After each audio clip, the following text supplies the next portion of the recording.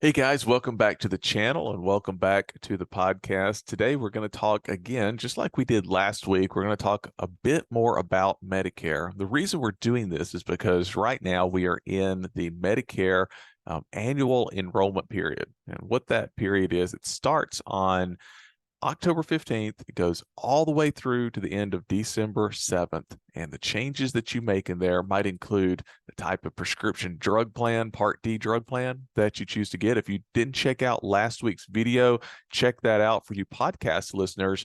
That last week's show is actually better to watch on YouTube because I actually open up my screen, my web browser, and I share how you do that from the comfort of your own home and how you can choose and enroll in the best Part D prescription drug plan. But you can also, during this time, make changes to a Medicare Advantage plan. So if you're in an Advantage plan with XYZ company and you want to switch to ABC company, that's the time period that you can do that. And these changes that you make during October 15th through December 7th, they go into effect for January 1st. And under most circumstances, you're going to be in that plan for the rest of the year. There are some special election periods where you could possibly make some changes, but we're not going to get into that. Now, something that you can do during any time of the year is you can make changes on a Medicare supplement, which is different from an Advantage plan. Medicare supplements are different. You do not have to wait until this time of the year, October 15th, through December 7th to make changes to a Medicare supplement as far as go to a different company or whatever you want to do or enroll in one.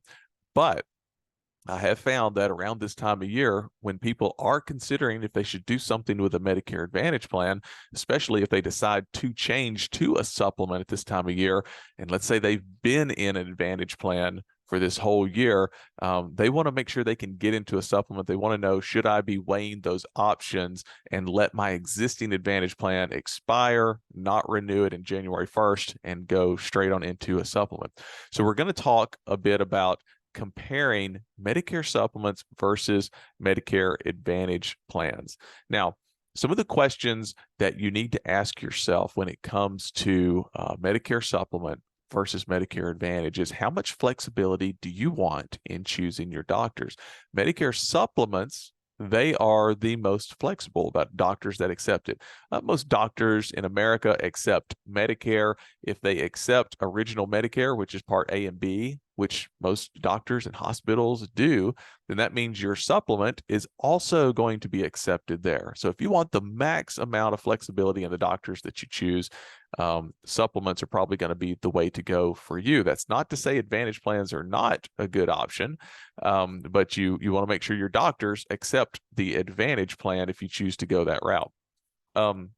Which gets us to the next question to ask yourself is, does my doctor accept this insurance? So a doctor can take and say, we take Medicare insurance and choose not to take Medicare Advantage plans.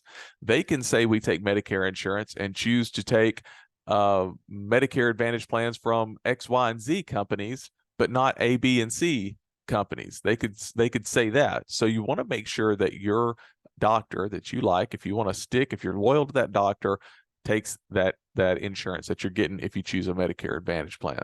Another one to ask is, do I travel domestically a lot and need a large network? Now, a lot of people, when they travel, they're probably not going to be going to the doctor. That's just something they would, if they're traveling and they go to a doctor, well, what's the reason? It's probably an emergency is why they're going to a doctor. So this may not be as big of a deal, but if you're a type of person that not only travels domestically, but maybe lives in one part of the country for a certain time of the year and then goes and lives in another part of the country, think of like snowbirds, something like that.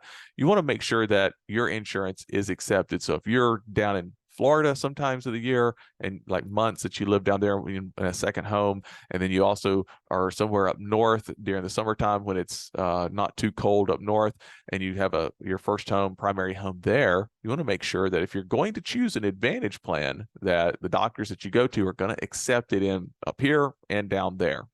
With a Medicare supplement, you don't have to worry about that as much because pretty much every doctor takes Medicare, which means a Medicare supplement will also be accepted. And then another question you need to ask yourself is, am I comfortable paying a monthly premium for my insurance. So Medicare supplements always come with a monthly premium that you have to pay. Medicare Advantage plans, there are a lot of options where you don't have to pay a monthly premium for them, but you do have to pay other things like copays when you go to the doctor, which gets us to the last one is, would I rather pay copays every time I go to the doctor, or would I feel more comfortable having a supplement? Has very low out-of-pocket cost as far as, most people get like a Plan G supplement, has a out-of-pocket cost for a small deductible for the calendar year. Once it's met, you don't really pay anything out of your pocket when you go see the doctor. Medicare Advantage plans do not work like that. They usually will work on copays. So every time you go see the doctor, you pay a copay. And if you have an outpatient surgery or you're in the hospital, whatever it is, that's how Advantage plans work. Now, let's talk a little bit about the pros and the cons of each, and we'll start with Medicare Supplement first. These are also known as Medigap plans. That is the same. Those are synonymous, Medicare Supplement or Medigap plan. Some of the pros with Medicare Supplements are paying a monthly premium allows more predictable health costs when you're doing a budget for retirement. And that may sound like that's not that big of a pro, but it really is. If you know that your supplement costs, let's just say it's $150 a month, and you get something like a Plan G, you know that as long as I pay that $150 a month, that when I go to the doctor, I'm probably only going to have a small Part B deductible that I pay out of my pocket. But once I've paid that out of my pocket, I know that my health costs going to the doctor or to the hospital are not going to exceed this monthly premium that I pay for this insurance. Now, prescription drugs are a whole other issue. Medicare supplements don't cover that. But as far as going to the hospital, going to the doctors, things like that, you will know that you have a very predictable expense, regardless of what happens to you, or what type of surgery or whatever it is that you may need. That's a big benefit of supplements. There's also no networks. It's essentially like if a doctor accepts Medicare, then the supplement is going to work. So you don't have to be calling up doctors and say, hey, do you accept my Medicare supplement? If they take Medicare, which pretty much most doctors in America do, then your supplement is going to work. It's going to be accepted there. Your out-of-pocket costs are very predictable with a supplement. It's the monthly premium. And for most people that are getting like a Plan G, once you've met that deductible, which is very low, once you've met that, then your out-of-pocket cost is really your monthly premium for whenever you go to the doctor or the hospital. It's going to cover that. So it's very predictable. You do have some, but limited foreign travel coverage that Medicare supplements have built into them. It's not a lot. I would still encourage people, if you're traveling overseas, to get some type of insurance to cover you for that. Medicare itself just doesn't really pay overseas. It pays inside the United States. So keep that in mind. Now, some of the downsides to Medicare supplement is you have to pay a monthly premium, right? But most people are used to that anyway. The monthly premium will, in most circumstances, is going to increase each year. First of all, you just have generally inflation, which is going to push prices up like it always does every year. And then secondly, you're going to become one age bracket higher. As you get 1 year older every year, they will typically increase the cost that you pay for that premium. So prices do get higher as you get older. That's a downside to it. Now, they can never cancel you from it as long as you're paying the insurance. They can't single you out and say, hey, you're using too much healthcare services, you're too sick. They can't do that. So as long as you pay that premium, you get the coverage. Medicare supplements, they don't have any of these extra benefits that Advantage plans have, like dental and vision. So that's something you have to think about as well. They do not include prescription drug coverage. So that would be, you'd have to get a standalone Part D drug plan. If you haven't checked out my video from last week, be sure to check that out. Where I talk about that. I actually share my screen. So for you podcast listeners, if you want to go on to YouTube and look me up over there, then you can actually see that video put out as well that will show you how to pick out a Part D drug plan. And lastly, Medicare supplements, they do require underwriting to be eligible in most cases. Now, when you first become eligible for Medicare, let's say you turn 65 and your Part B goes into effect on the month that you turn 65, you can actually get a supplement without any health underwriting. But after a certain time period has passed, then if you want to switch supplements, you have to go through underwriting. So keep that in mind as you're making this decision. Now, some of the pros of a Medicare Advantage plan, they're almost like the photo negative of the cons of a supplement.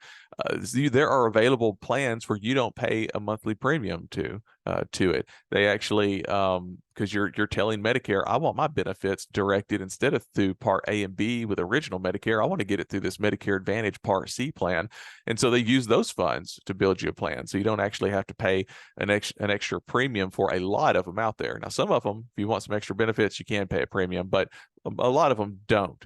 Another pro is that they have low copays for services. So when you go to see a doctor, you may have a $10 copay. If you go see a specialist, it may be a $40 copay.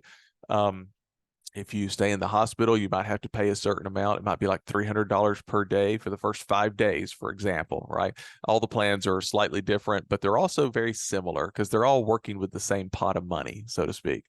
But that's another good thing, is that there's low copays.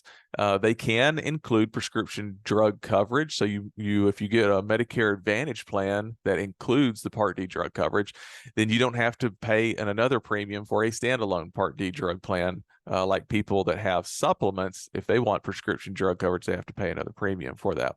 And these Advantage plans can include extra benefits like dental and vision, which can also be very helpful as well. And there's no health underwriting when it comes to Advantage plans. So you may be in poor health, you are able to get an Advantage plan. Now, some of the downsides to Advantage plans would include that they usually have networks. So you might have an Advantage plan that's considered a PPO, which is Preferred Provider Organization. And that means you can pretty much go anywhere, but you're going to pay more if you go outside of that preferred organization. And so that gives you access to a lot more, but you still want to keep it inside the network to save the most money. And then there are things called health maintenance organizations, HMOs, your Medicare Advantage. There's some that are HMOs. And for those, you need to really stay in that network, or else they're not going to pay outside of it. The only time they're going to pay outside, regardless if you're going outside the network, is when it's like an emergency. Then it counts as in network. Networks can change each year. So your doctor accepts it this year, they may not accept it the next year. So you have to keep that in mind as well. It's good to be looking these things up, checking with your doctor every year. You say, hey, I'm planning on keeping XYZ Advantage plan. Are y'all going to accept it next year? Right? You want to know that. The out-of-pocket cost for when you do receive care can get a little bit high. So for instance, if you had to go into the hospital and you spend the night there for a week, it may cost you around $1,500 out of pocket. Just, as an example, just throwing some numbers out there. All the plans have different copays for this kind of stuff, so you want to see how your plan pays. But that's one of the downsides of that. There's no foreign travel coverage in it. And then also, they're less predictable with healthcare costs for retirees that when they're budgeting. So with a supplement, I pay this monthly premium every month. I know this is kind of what my expenses are for my visiting a doctor or going to the hospital if I had surgery, that kind of stuff. With an Advantage plan, you may get one. A lot of people are usually getting one that has a 0 premium a month, but you don't know. It may be if you go into the hospital, you may end up being out over $1,000. And you weren't expecting that in your budget. And so it's harder, it's less predictable to budget with Advantage plans.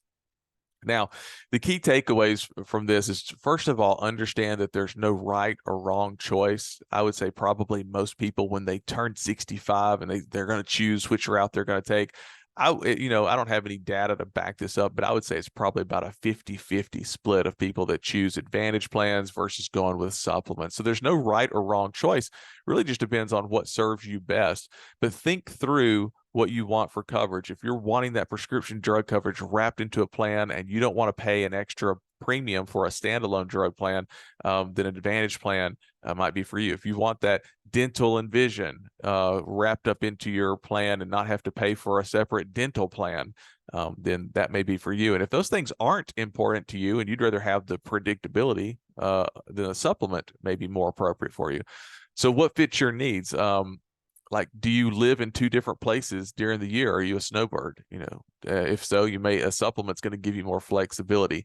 Do you have health issues already? Now, why would I ask that? You want to know that because when you first turn 65, you have this time period that you can get a supplement with no health questions asked. And if you go with an Advantage plan and then say 3 years down the road decide, I need a supplement, but you started out on Medicare with health issues and you knew you would never be able to pass underwriting to get a supplement. If you miss out on that one window of time when you turn 65 to get a supplement, you may never be able to get one at any point in the future. So do you have health issues already is probably going to play a factor in that. And then lastly, make sure you talk with somebody that's knowledgeable about how Medicare works and the options that are available for you on that. That's all I've got for you guys for today. If you want some more help on planning for your retirement, head on over to my website, retirementplanningmadeeasy.com. Go ahead and download you a free copy of our essential step-by-step retirement guide, which is going to help you when you're putting together your retirement plan. And that is it for today. I'll see you guys next week on the next video and the next podcast.